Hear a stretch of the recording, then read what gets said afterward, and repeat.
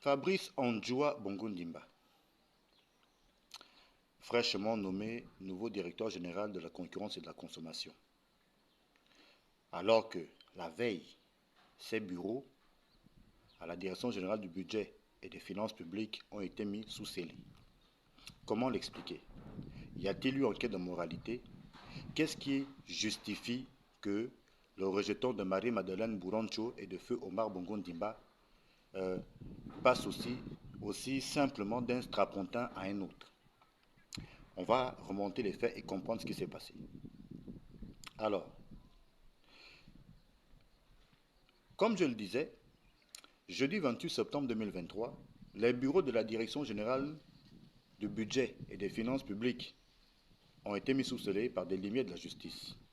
Selon nos informations, il se soupçonnerait que ce serait à partir de cette Direction générale du budget et des finances publiques que un certain nombre de mafias auraient été orchestrées. Mafias au rang desquelles le rachat des créances de l'État aux entreprises adjudicataires des chantiers de construction de routes, de ponts, des hôpitaux, etc. Des sources indiquent que le DG du budget, donc le désormais ex-DG du budget, Fabrice Andjo Bongondimba, aurait ainsi agi via un réseau ayant notamment pour membre Aura Bank. Il se dit que ce serait avec la complicité également de la comptabilité de Nervi au niveau de la comptabilité publique que le rejeton de Marie-Madeleine Bourancho et de feu Omar Bongondimba majorait les montants à payer aux entreprises.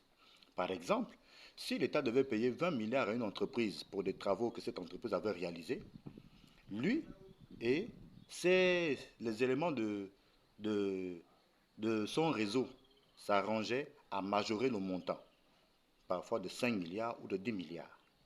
L'entreprise adjudicataire prenait son argent et le surplus revenait à Fabrice Andjoua Bongondimba et ses supposés complices à Aura Bank et d'autres supposés complices à la comptabilité publique, etc., etc., etc. En d'autres termes, si ces faits sont avérés, et on peut le soupçonner puisque les bureaux de la Direction générale du budget ont été mis sous scellé, si donc les faits sont avérés, Fabrice Andjoua Bongondimba serait donc coupable de délit d'initié. Pour mémoire, Fabrice Andjo Bongo-Ndimba a été nommé directeur général du budget et des finances publiques à la faveur du Conseil des ministres du 28 septembre 2017. Il aura donc passé là 6 ans. Il a été nommé en remplacement de Jean-Fidèle Otando. Avant sa nomination à ce poste, le rejeton de Marie-Madeleine Bourancho et de feu Omar Bongo-Ndimba occupait les fonctions de directeur général adjoint en charge de l'audit et du contrôle interne dans cette institution, c'est-à-dire à la direction générale du budget. On le disait pressenti, on l'a longtemps dit qu'il était pressenti pour occuper ce poste, à la suite de réformes initiées quelques mois auparavant, afin, clame-t-on, de dynamiser les performances de ce mastodonte de l'administration. Parallèlement, Fabrice Andjoua Bongondimba était le président du comité interministériel d'audit et de certification de la dette intérieure de l'État, CAD CIE, chargé notamment de s'assurer de l'exécution des travaux sur le terrain et de la conformité du niveau d'évolution des chantiers avec les sommes réclamées par les entreprises à l'État. Et à cette époque, Fabrice Andjoua Bongondimba aimait à dire que l'entreprise qui n'a pas travaillé correctement ne mérite pas d'avoir l'argent qu'il réclame ou qui lui était promis. Vous vous rendez compte?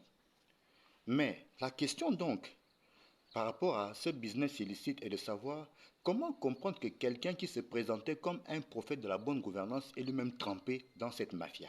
Et comment expliquer qu'un tel individu ait été nommé directeur général de la DGCC au lieu de comparaître devant la justice au regard des faits de concussion, de délits d'initié et autres chefs d'accusation qui pèsent contre lui? C'est autant de questions qui taraudent les esprits dans l'opinion.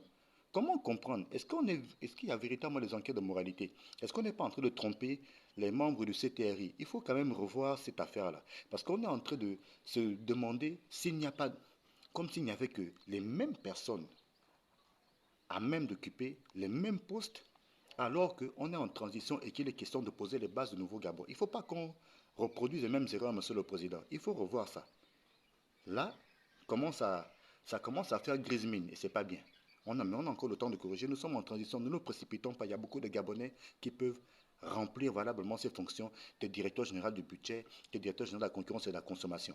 Parce que quelqu'un sur qui pèse déjà de fortes présomptions comme ça, le nommer encore à ce poste, alors qu'on n'a même pas vidé le passif, là il y a problème. Très bien, on avance.